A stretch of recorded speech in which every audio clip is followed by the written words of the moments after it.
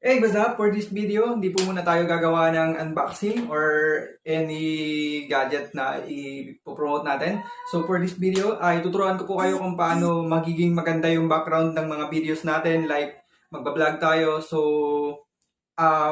pero wala tayong masyadong budget. So for almost 50 pesos, pwede na po tayong makagawa ng isang magandang vlogging and then maganda yung background. So let's do this.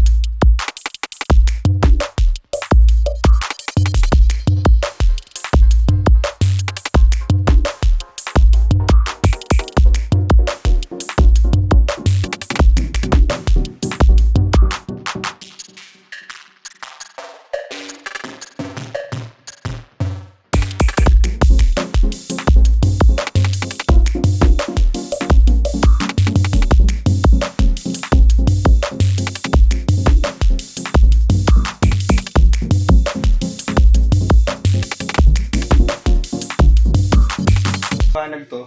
So, ang gagawin natin, harangan na lang natin ang pwedeng iharang natin dyan para hindi ganun ka tama yung Pero pwede naman na yan. So ang problema mo nga lang, magkakaroon ka dito ng shadow. So, yun siya na. Pause pagutan. So, gagawin natin, harangan natin ng either kumot or something na black.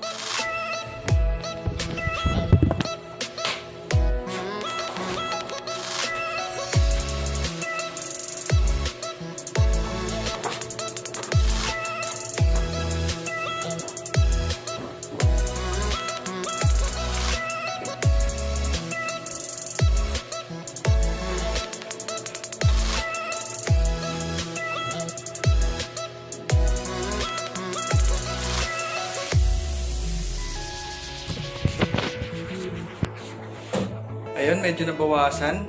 So, dito na lang siguro sa kabila. So, ito na po. Tapos na po yun at aming ginawang green screen. So, ngayon po mag-shoot na po ako kung yung mga i-shoot ko na mga vlog. And then, i-edit na lang po natin siya mamaya. So, abangan po natin yan.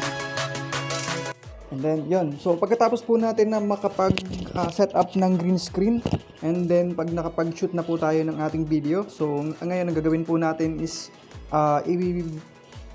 kailangan po natin mag-download ng green screen or yung green image. So, dito po tayo sa Google, and then, download lang tayo po ng green background, yung plain. So, pili na lang po kayo dyan. So, ang sa akin, napili ko to.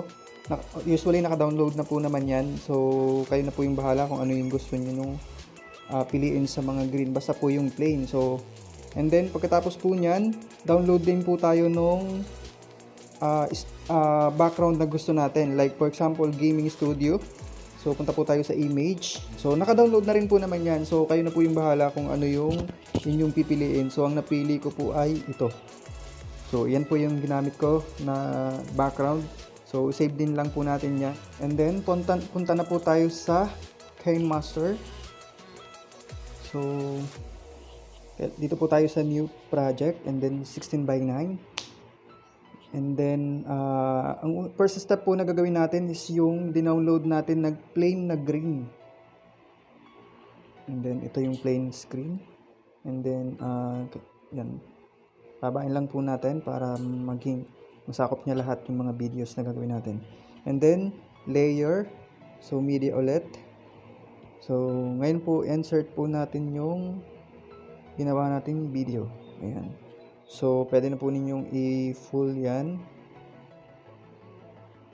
Yan. So, makikita natin, pag plinay natin, ganun pa rin. So, hindi pa siya plain na green. And then, ngayon po, itap lang po natin dun sa videos.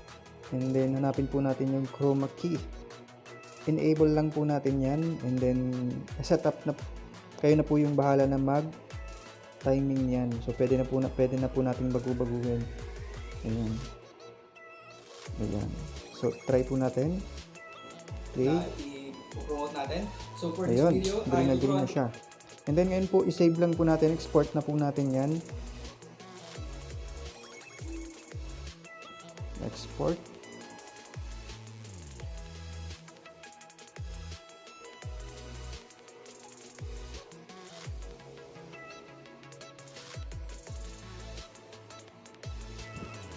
Ayan, okay na. Na-export na po siya. Tingnan natin sa gallery.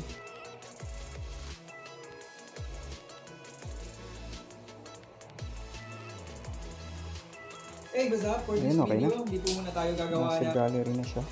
And then, Kinemaster ulit po tayo. Balik tayo sa Kinemaster. And then, gawa ulit lang tayo ng new project.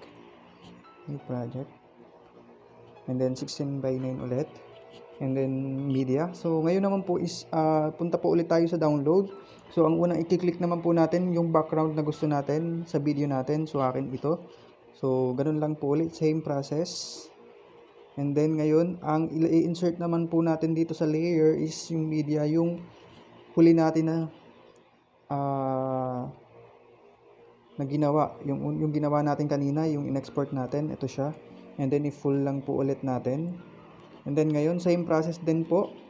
Click lang natin yung video and then chroma key. Yun. So enable lang po ulit. Ayan. So ayan na po. So kayo na po yung bahala na maglagay, mag-timing yan kung paano natin mapapaganda or mas magiging maayos yung video natin. So pwede po natin yung i-timing. Kayo na po yung bahala kung magaling kayo na mag-edit kung paano mas mapapaganda at hindi mahalata yung green sa mga videos natin. And yun, maraming salamat po sa panonood. So sa mga hindi pa po nakasubscribe sa aking channel, please do subscribe and click the ring para po sa mga ma-update kayo sa aking mga ilalabas na bagong videos. More on unboxing po tayo. So maraming salamat po and God bless.